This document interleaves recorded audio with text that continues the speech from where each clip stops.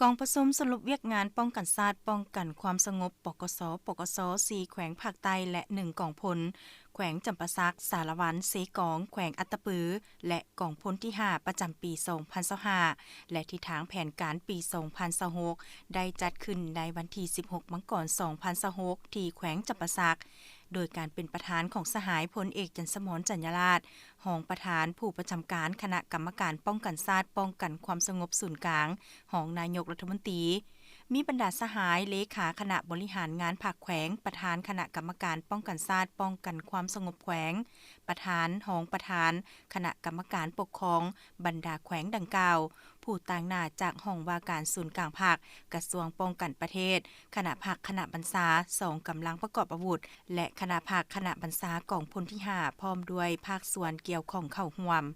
สหายอารุณไซสุนราชกรรมการศูนย์กลางภาคเลขาคณะบริหารงานภาคแขวงจำปาสักประธานคณะกรรมการป้องกันชาติป้องกันความสงบแขวงจำปาสักได้มีคำเห็นกล่าวเปิดกองประชุมสรุปเวียกงานป้องกันชาติป้องกันความสงบพร้อมทางรายงานให้ทราบเกี่ยวกับสภาพการพัฒนาเศรษฐกิจสังคมและสภาพการจัดตั้งปฏิบัติเวียกงานป้องกันชาติป้องกันความสงบของแขวงในระยะ1ปีผ่านมา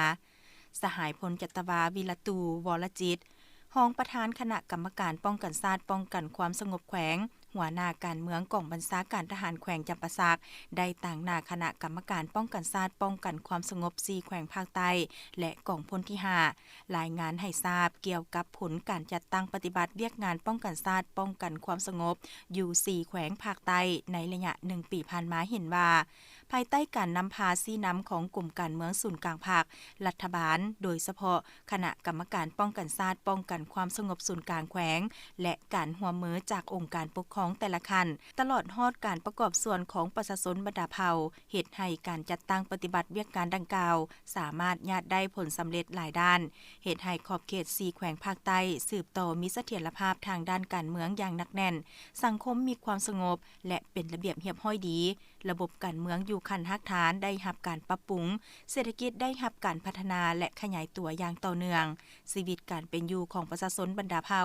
ได้พัฒนาดีขึ้นอย่างต่อเนื่องกำลังป้องกันชาติป้องกันความสงบนับมือเติบใหญ่เข้มแข็งสามารถรับประกันให้แก่การปกปักรักษาและสร้างสรรค์พัฒนาประเทศชาติก้าวขึ้นอย่างบ่หยุดยั้งประชาชนบรรดาเผ่ามีความสามัคคีปองดองและพร้อมกันประกอบส่วนอย่างแข็งแรงในเวียกงานป้องกันชาติป้องกันความสงบอยู่ท้องถิ่นของตนอย่างเป็นขบวนกว้างขวางในโอกาสเดียวกันบรรดาผู้เข้าร่วมได้ประกอบคำเห็นต่อกองประชุมอย่างกงไปกงมาโดยได้ยกให้เห็นผลสำเร็จอันพ้นเด่นบางข้อคงค้างและสิ่งท้าทายต่างๆในขอบเขตความรับผิดชอบของกรมกองและท้องถิ่นของตนทั้งเป็นเอกภาพสูงต่อห่างบทสรุปเวียกงานป้องกันชาติป้องกันความสงบปี2025และทิศทางแผนเวียกจุดสูงปี2026สหายพลเอกจันทร์สมรจัญญราษฎร์ได้แสดงความสมเสยต่อผลสำเร็จในการปฏิบัติเวียกงานป้องกันชาติป้องกันความสงบในระยะ1ปีผ่านมาพร้อมทางได้เน้นหนักให้คณะกรรมการป้องกันชาติป้องกันความสงบ4แขวงภาคใต้และ1กองพลเอาใจใส่เวียกงานในต่อหน้าตื่มบางด้านเป็นต้นให้สืบต่อหันกำลังลงก่อสร้างรากฐานการเมืองปรับปรุงองค์การปกครองท้องถิ่นแก้ไขนอแหนงที่จะพาให้เกิดมีความบ่สงบด้วยหลายมาตรฐานหลายวิธีการอย่างมีจุดสุมและแท้ถึงตัวจริงเสื่อมซึมแนวทางของพรรคระเบียบกฎหมายของรัฐเป็นเจ้าการต้านและสกัดกั้นปรากฏการณ์ย่อท้อต่างๆเพิ่มทวีการนำพาซี่น้ำของคณะพรรคคณะกรรมการป้องกันชาติป้องกันความสงบแต่ละขั้นสืบต่อเวียกงานป้องกันชาติป้องกันความสงบให้แข็งแรงและเป็นปกติปรับปรุงก่อสร้างกำลังให้มีคุณภาพมีความหนักแน่นทางด้านการเมืองแนวคิดเข้มแข็งทางด้านการจัดตั้งมีความซื่อสัตย์จงรักภักดีต่อประเทศชาติมีน้ำใจพิละอาหารเสียสละสูงเป็นกำลังหลักแหล่งที่ไว้วางใจของประชาชนให้คณะพรรคเอาใจใส่